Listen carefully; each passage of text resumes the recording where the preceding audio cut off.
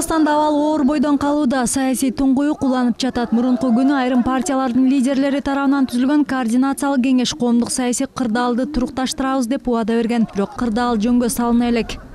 Саясатчылар бийлик бөлүшө албай башаламан болуп, депутаттар жаңы премьер-министр жана жогорку кеңештин жаңы спикерин дайындаганы менен Сооронбай Жээнбеков де юре өлкөнүн легитимдүү президенти ойдон калууда. Эксперттердин айтымында учурда Кыргызстандагы кырдаалды тезирээк турукташтырууга салым кошо алат. Основная задача любого государства. Мамлекеттин негизги милдети коопсуздукту камсыз кылуу. Бул маселе азыр мурда болуп көрбөгөндөй актуалдуу. Учурда биз жарандык согуштун босогосунда турабыз. Ал аймактык белгилерге байланыштуу эмес. Ички саясий элиталык топтордун оюндары жүрүүдө, карама-каршылыктар күч. Ошон үчүн абал өтө оор. Иш жүзүндө бийликсиз калдык. Мамлекеттик башкаруу коллапска учурады.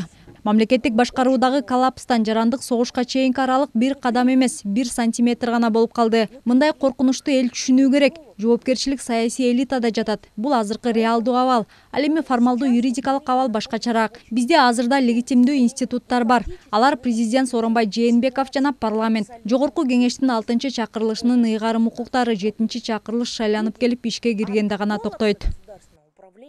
2 күндөн бери дайыны билинбей жатканы президент бүгүн активдеше баштады. Орусия лидери Владимир Путинди туулган күнү менен куттуктап, өлкөдөгү саясий кырдаалга байланыштуу элге экинчи кайрылуусун жолдоду. Анда президент Жээнбеков бийликке жетүүнү каалагандар эңсегенде жетишкенин белгилеп, аларды көчөгө чыгарып жаткан тараптарды жана саясий лидерлерди мыйзам жолуна түшүүгө чакырган.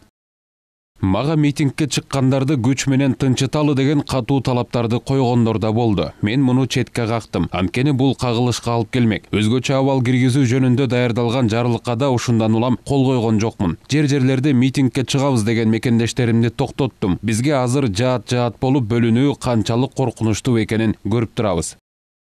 Президенттин бүгүнкү жана кечээки билдирүүлөрү анын кызматтан өз каалоосу менен кетүү ниети жоктугунан кабар берет. Ал өзү дагы легитимдүү экендигин билдирди. Эксперттер азыркы кырдаалды жөнгө салуунун дагы бир жолу бар дешүүдө. Ал импичмент же Сооронбай Жээнбеков өз каалоосу менен кызматтан кетиши керек. Президент бүгүнкү күндө де юра бул өлкө башчысы толук ыйгарым укуктары бар. Де факто бүгүн президент жок. Себеби дегенде ал өзү мындай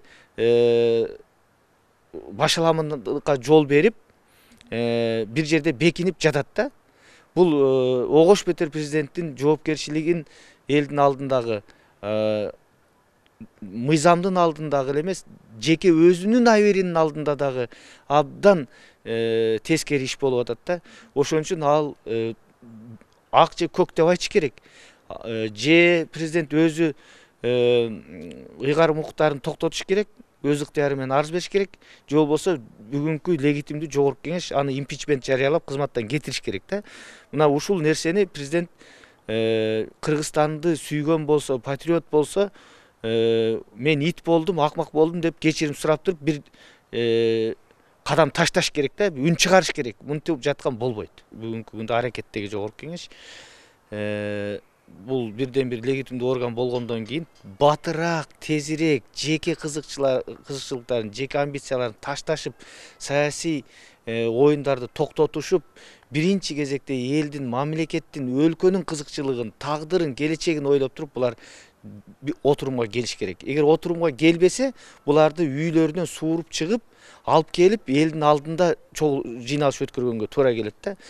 Президентке импичмент жарыялоо үчүн Конституцияга ылайык жогорку кеңештин депутаттарынын 3/2 tagaрагы кеминде 80 парламентарийдин добушу керек. Бирок азыркы кырдаалда керектүү добушту чогултуу оор болору бышык. Себеби депутаттардын кечээги 2ге бөлүнүп жыйын өткөргөнү, алардын бир консенсуска келиши көйгөйлүү экенинен кабар берет. Президент Сооронбай Жээнбеков да оппоненттери жана эксперттер нааразы тарап менен эртерээк сүйлөшүүлөрдү жүргүзбөй, кырдаалды курчутуп жиберди деп күнөөлөп жатышат.